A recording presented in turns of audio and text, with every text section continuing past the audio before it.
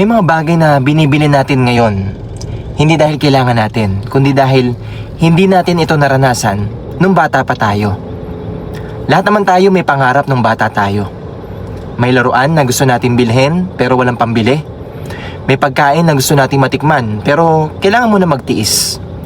May lugar na gusto nating puntahan pero hanggang tingin lang. May mga simpleng bagay na para sa ibang bata, normal lang. Pero para sa atin, pangarap na.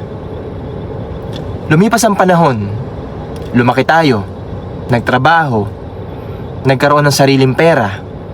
At ngayon, kapag kaya na natin bilhin ang mga bagay na dati ay pinapangarap lang natin, ibinibili natin. Ipinaparanas natin sa sarili natin. Hindi para magyabang, kundi para yakapin ang batang tayo na minsang mangarap. Kaya kung minsan napapaisip ka, bakit ko pa binibili to? Ang tanda ko na. Siguro hindi naman talaga ikaw ang bumibili.